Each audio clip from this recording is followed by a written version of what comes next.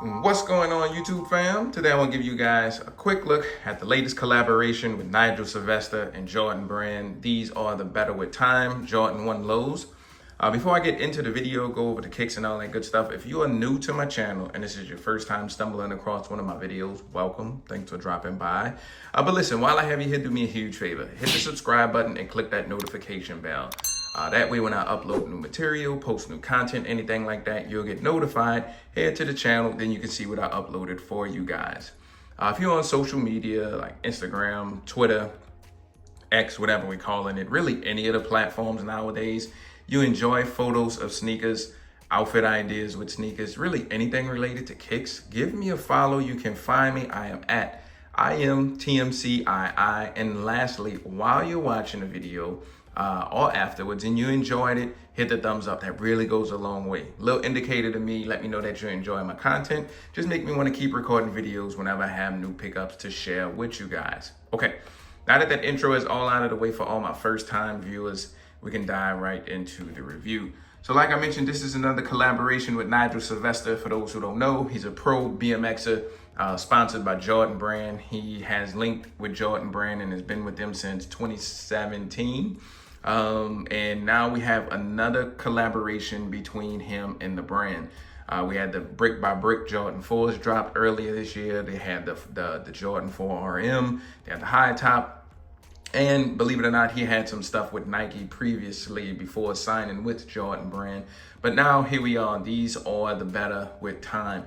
And it's kind of that kind of pan nod more to his whole story that he's been telling, like the Brick by Brick story was, you know, him just building his name, his foundation, his career and everything brick by brick. And then now these are the Better With Time.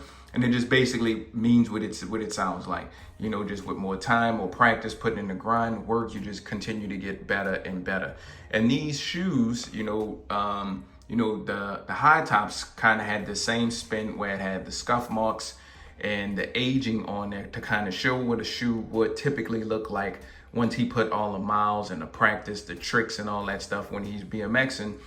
He wanted to kind of do that same thing with this, but this time on a low top. So video purpose wise, what I'll do is I'll go over the different materials used on the shoe. Then I'll touch on quality control. And then towards the end of the video, I'll toss these on feet, go over sizing and comfort. I'm also show you guys the box, the goodies and stuff that it came with. So just stick around with me. I got you guys pretty much covered for everything you need to know about the kicks. All right, so diving into the materials, you have a really good grain of leather on the upper. Nice black tumbled leather pretty much on majority of the upper. But you do have like little scuff marks. Like I said, they have like these little scuffs painted, put on the shoe to kind of show where he would typically get scuff marks from the bike pedals or everything whenever he's doing tricks. Iconic signature little miniature swoosh. This is something Nigel's been doing. He's been putting that little miniature swoosh on some of his kicks and collaborations with the brand. Coming to the side, you have more of that nice black kind of tumbled leather on the side as well. And then here you have a traced out swoosh. And from Nigel's story, sounds like when he would like really beat a pair of kicks up, sometimes to the point where he would, start kind of tracing around the swoosh and drawing a swoosh on himself. So this is like painted on the outside part of the shoe. But in the inside part, you actually have a swoosh. And this one is have like a little hint of 3M on it. You can't see it that well, but when the light hit it a certain way, they have like a little shade of reflective paint on here to give you a little bit of reflection on the inside swoosh. So you do have like a regular typical stitched swoosh on the inside, but on the outside, it's more like a little plastic iron-on type feel for the swoosh on the outside right here. Got that nice aged midsole. I know a lot of people, it's hit and miss when it comes to that. Some people prefer their shoes to just age within time, but with this being the whole storyline with him, you know, kind of making it seem like as a pair of kicks that he have worn forever and ever and just got better with time. That's why they have this aged look on here. Coming to the back, you have the Wings logo on the back, more heel scuff marks on here. Coming to the other shoe, so the scuff marks are a little bit different, so they're not identical. So now you have a big scuff right here, but if you come back here, you have this one here, but you also had like a scuff mark right here, maybe like from the pedal or whatever. But you have just a scuff here, no regular scuff. So the scuffs are in different places on each shoe. More of that nice black tumbled leather. Come pre-laced with these cream sail laces. And instead of the regular Nike Air, you get Bike Air on the tongue. Same thing on both tongues. On the right shoe, you get Bike Air in the insole. However, on the left shoe, you get Nigel's name. Spinning to the inside also, like I mentioned back in 2017 when he joined the brand and started collaborating and being sponsored by Jordan Brand. You do have that 2017 established Nike Jordan Biking Company, 2017, so you do get that. Stamped in the inside on both shoes. So you have it there. And then you have that kind of oxidized, aged outsole like we've seen on some of the aged sneakers that Jordan Brand has been doing. So that is pretty much the materials for the most part. I think I showed you guys majority of the materials and how these constructed.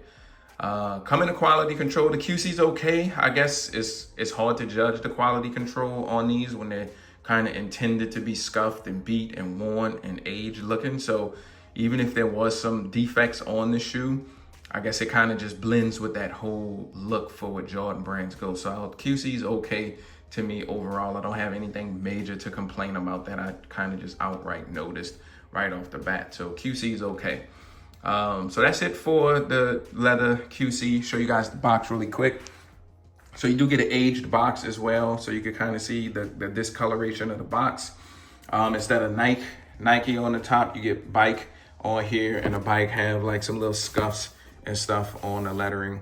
You do get extra set of laces. You get a red lace and you get black if you don't like the cream. So you do get some lace options to swap these out. Turn the lid over really quick.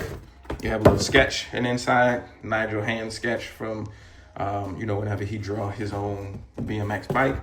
Regular tissue, no stamped tissue or anything on the actual tissue side inside the in the box. Here is the label, so you guys can pause the video and look at this if you want. But you have the color breakdown, product code, QR code. Open up your camera on your phone, scan this, a link will pop up. It'll take you to regularnike.com. I think at some point it may take you to the shoe, but right now it just takes you to the regularnike.com website. So that's pretty much it for the box. You got Bike written on both sides. Like I showed you, that discoloration, extra laces, all that good stuff. So that's the box. Show you guys the kicks one more time. Before I take them off here and put them on feet, do me a favor. Leave me a comment. Let me know if you like these, if you're going after them, what you think about these. I usually try and reply back to you guys when y'all leave me comments. If I don't, I'm gonna hit the heart button or the thumbs up button just to let you know that I saw your comment. So take them off here now. Let's lace them up, toss them off feet. Y'all hang tight. All right, guys, here's a quick look at the Nigel Sylvester Jordan 1 lows, Better With Time. Just want to show y'all what they look like really quick on feet.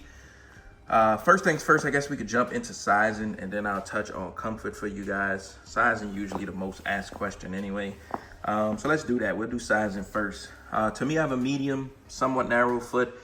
The way I like my sneakers to fit on my feet, I like a snug and exact fit. The fit I went down a half size, and I'm actually glad I did. For some reason, these feel a little bit more roomy than a regular Jordan 1 high, mid, low to me. I think if I would have went true to size, I think they would have been a little bit too roomy for my liking. So I'm actually happy I went down a half size. If you like a snug and exact fit like me, medium, somewhat narrow foot, I think you can go down a half size. If you don't like that, you want like a little tad bit of room, go true to size, you should be good. If you have wide feet, you want a snug and exact fit, I think just go true to size. I don't think you should size up in these at all, even if you have wide feet. So I think it's either down a half size if you want that snug fit, or true to size. Even if you have medium to narrow width foot, I think you'll be good to go. No need to size up in these. Like I said, for some reason, these just feel a little bit more roomier than a traditional Jordan 1 low. This is like a different cut too, because some of the Jordan 1 lows, the holes, well, laces, sometimes you get 7, sometimes you get 8. They're going back to the 8-hole silhouette.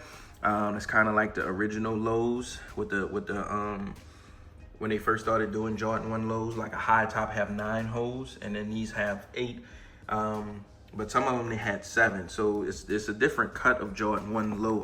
I noticed also. So jumping into comfort, it feels like any other Jordan 1, high, mid, low. It's a flat shoe. You feel a lot of the ground when you walk in these.